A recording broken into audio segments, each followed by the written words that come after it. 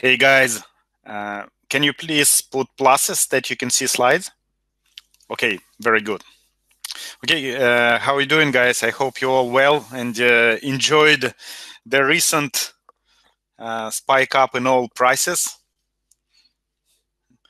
Remember we discussed Tenneco. Tenneco, fantastic move, nearly more than 30%. Signet, also close to 30% move. And some other companies also. My account, it just moving up so great. I love it. I hope your accounts in the same way.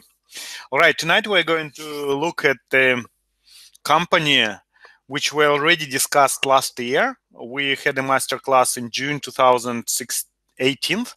And recently, I had a lot of questions about this specific company, and also we spoke about it during our club meeting. But I've decided maybe to go through this once again and see the reasons why it's still sliding down. Is it going to slide more?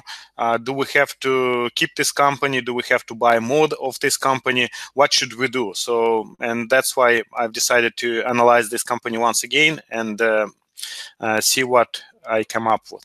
Now, of course, guys, I hope you understand that it is educational webinar, and please put pluses here that you understand it, that before you make any financial decisions about investment, you have to take your own kind of circumstances into account. All right, fantastic, great. So let's start. First of all, the plan, as always, we're going to look at indexes and the market overall and see what is happening right now. And then already we're going to discuss the industry, master limited partnership industry. And then we already look at a specific company, which called EQM or EQT Midstream Partners.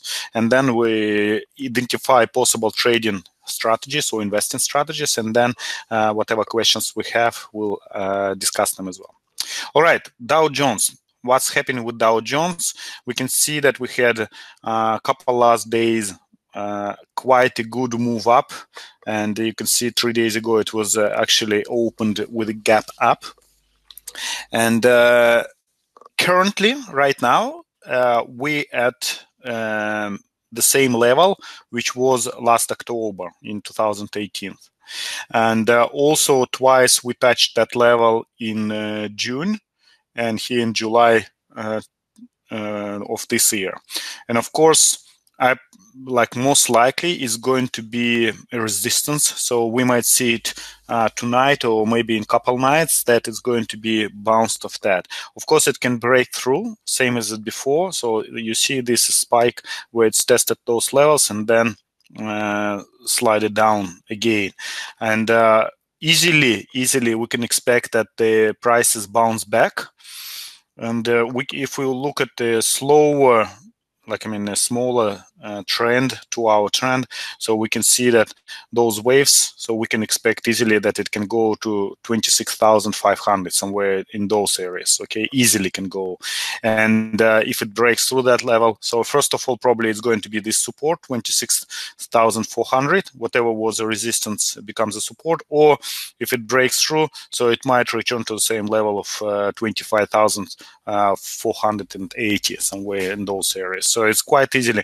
And as we discussed before during our club meetings, so that we can expect end of this year and next year some kind of side way trend, because the election is coming in, and people, but it would be high volatility because people uncertain what is coming up, because a lot of talks about upcoming recession, and at the same time we see good numbers, economical numbers, and people are confused, and that's why we can we can experience this type of volatility in the future too. All right, and we need to be patient, because during these times you can make a lot of money, but you have to be really patient. And when we look at this market, so if you're right now holding positions, that probably would be the best time to sell covered calls or buy puts and play on the downside. Okay, today, tomorrow is not a good timing for entering new long positions. If you open short positions to play on a downside, if you see when it's turning down, that would be the good, because at the moment the riskiest time to buy stocks, okay, because we already had this very nice move. And if we hold this position, we don't see this breakthrough pattern.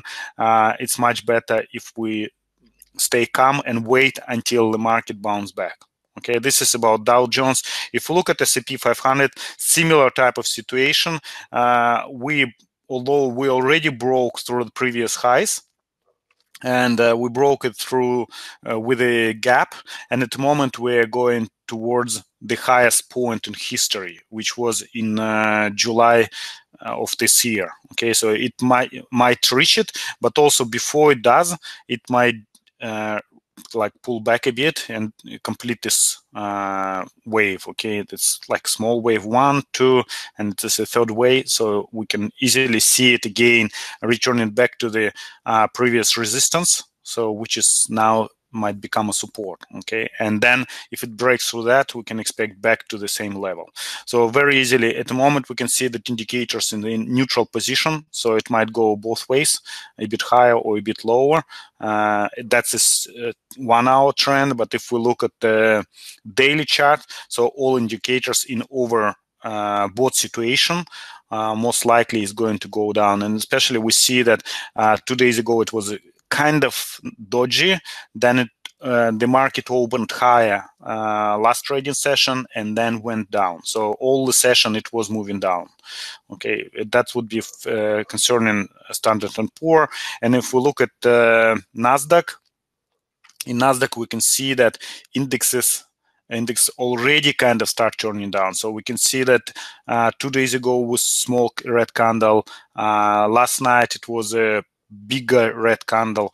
And also if we look at all indicators, they're in overbought situation, and we can expect that people start selling it, and it is going to bounce back also. So if we look at the like smaller trend, so we can see very similar situation to previous trend. So quite easily it can pull back down. All right, so guys, and if we look at volatility index, so also similar situation, which confirming that markets are high right now. We already had those levels in May, and also we had it in July, okay, where the market was at the highest points. And after that, remember that volatility, when we buy it, we buy stocks when the volatility is high, and we sell stocks when the volatility is low, volatility index VIX. So at this particular moment, we can see that it is kind of new support, which was already in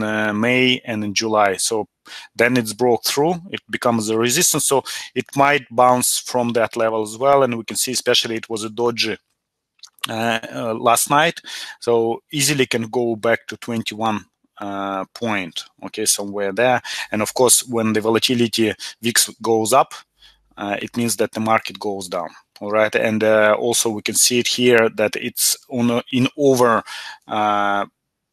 sold situation, so people most likely start buying it. All right, so this is about indexes, guys. Do you have any questions about that? It's all clear. If all clear, put from 0 to 10 how clear it is, and then we'll continue to the industry.